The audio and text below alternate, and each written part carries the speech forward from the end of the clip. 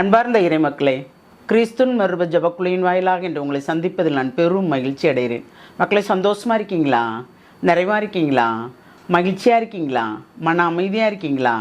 மக்களே, மகிழ்ச்சியும் மன அமைதி இறைவன் தந்த பெரிய சொத்தல்லவா இல்லையா? இன்றைக்கி அவர் நமக்கு என்ன இறைவார்த்தை தருகிறார் பார்ப்போமா? இறைவாக்கினர் எசையா எழுதிய நூல் அதிகாரம் 26 இறை வார்த்தை 8, 9 மற்றும் 3, 4. ஆண்டவரே, உம் நீதி நெறியில் நடந்து உமக்காக காத்திருக்கிறோம். உமது திருப்பெயரும் உமது நினைவும் எங்களுக்கு இன்பமாய் உள்ளன. என் நெஞ்சம் இரவில் உம்மை நாடுகின்றது. எனக்குள் இருக்கும் ஆவி ஏக்கத்தோடு உம்மை தேடுகின்றது. நீதி தீர்ப்புக்குள் நிலவுலகில் நிலைத்திருக்கையில் வாழ்வோர் நேர்மையை கற்றுக்கொள்வர். Praise the Lord.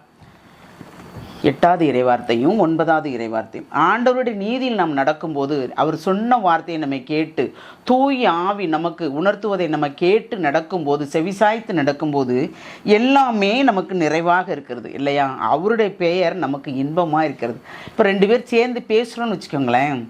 இறைவார்த்தையை பேசும்போது பேசிகிட்டே இருப்போம், நேரம் போகிறதே தெரியாது. நீங்கள் பேசியிருக்கீங்களா? அப்படி நாங்கள் பேசியிருக்கிறோம். 2 பேர் 3 பேர் சேர்ந்து பேசும்போது ஒருத்தருக்கு ஒருத்தர் என்னென்ன தோணுதோ, ஆவியானவர் தூண்டுறாரோ அதெல்லாம் நாங்கள் பேசுவோம். அப்படி பேசும்போது, அவருடைய வார்த்தை பேசும்போது நமக்கு நிறைவான இன்பமாக இருக்கும். இன்னும் பேச மாட்டோமாங்கிற போது, அப்போ ராத்திரி நேரத்தில் என் நெஞ்சம் இரவில் உம்மை நாடுகின்றது, எனக்குள் இருக்கும் ஆவி ஏக்கத்தோடு உம்மை தேடுகின்றது. ஏன்னா எனக்கு பதில் தர மாட்டீங்களா? எங்கூட பேச மாட்டீங்களா? எங்கள் விண்ணப்பங்களுக்கு விடுதலை கிடையாதா? எங்கள் கண்ணீருக்கு ஒரு நாள் முடிவில்லையா? நாங்கள் பெருமூச்சோடு இருக்கிறோமே, இப்படி நம்ம நினைக்கும்போது அதுக்கு எல்லாமே அவர் நமக்கு பதில் தரார் இல்லையா?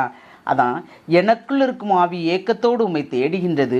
நீதி தீர்ப்புகள் நிலவில் நிலைத்திருக்கையில் வாழ்வோர் நேர்மையை கற்றுக்கொள்வோர். உம்மை தேடுவோர் கண்டிப்பாக கண்டடைவர். நீர் காட்டும் வழியில் நடப்போர் கண்டிப்பாக நேர்மையாகவே நடப்பர்.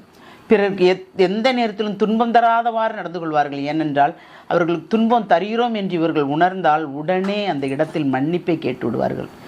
தெரியாமல் செஞ்சிட்டோம், தெரியாமல் உங்களை பேசிட்டோம், ஏன் பேசணும், எதுக்கு செஞ்சோன்னு தெரியாது அப்படிங்கிற மாதிரி அவங்க உடனே, கடவுளுடைய பிள்ளைங்கள் எல்லாருமே தவறு செய்யக்கூடாது என்று நினைக்கின்றவர் எல்லாருமே, இரவில் அதிகாலையில் இறைவனை தேடுகின்ற எல்லாருமே நிறைவாக ஒருத்தருக்கொருத்தர் விட்டு கொடுத்து நாம் வாழ்வோம்.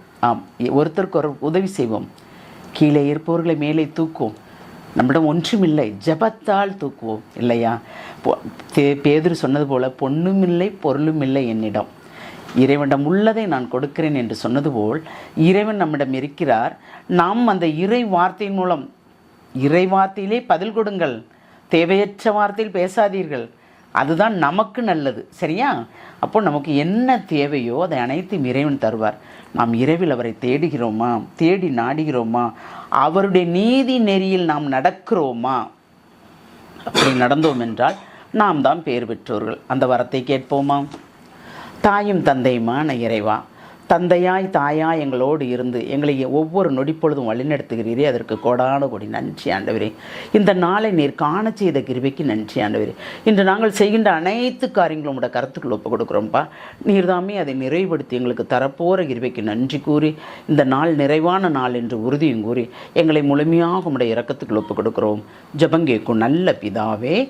ஆமேன், ஆமேன், ஆமேன்.